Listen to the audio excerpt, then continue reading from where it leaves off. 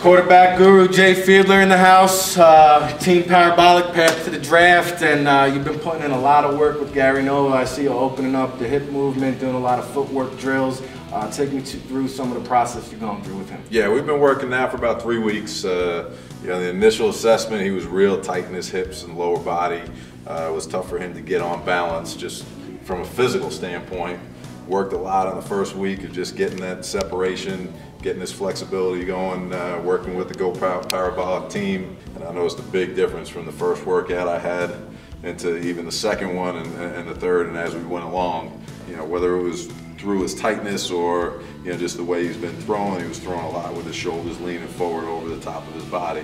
And we're working on just getting him more upright, getting him on a firm platform to make his throws. Yeah, and I noticed, I've watched every game in Gary Nova's career, and I've just noticed out here the other day, just looking at his mechanics look more refined. He mentioned he was actually wasting a lot of the upper body movement. How do you diagnose that or assess that? Do you sit him down and watch film and pick apart his game first, and then figure out what you got to work on? How does that process work? Yeah, it's a little bit of a process. It starts by watching his game film and seeing how he operates out on the field. But really, we really get into it on that first day of working out with him. Do a lot of work with filming him and analyzing the film, going through slow motion, breaking down every single aspect of, starting from his drop and getting into his transition into his platform, and then continuing on into his throws and follow-throughs, and break down each part of it.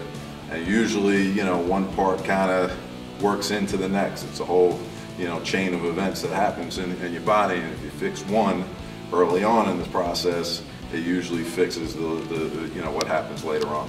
Now, you mentioned about when you came out for the draft and the evolution of the coverage, the coaching, the routine, the process is what it's really become. How much has it evolved compared to when you came out compared to now? What are some of the differences for people that might not know how much the whole draft preparation process has evolved? Yeah, it's changed tremendously, and I think I started seeing it change, a little bit after I came out. I came out, I got invited to the combine, and I just worked out on campus, doing some extra work on my own. There weren't really any facilities, any private training at the time. It really was unheard of.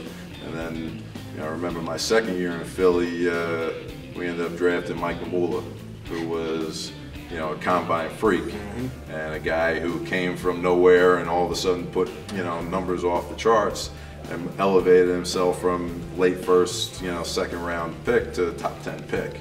And from that point on, I think a lot of people saw the money disparity that you could get to from making that jump just in the numbers at the combine, and creating a much better pro day workout, and getting yourself out there and knowing a little bit more through the workouts, the numbers, the 40s, the agility drills and such. All right, there you have it. That's the quarterback guru himself, Jay Fiedler, Parabolic Performance, path to the draft. Appreciate it, Jay. You got it. Thanks.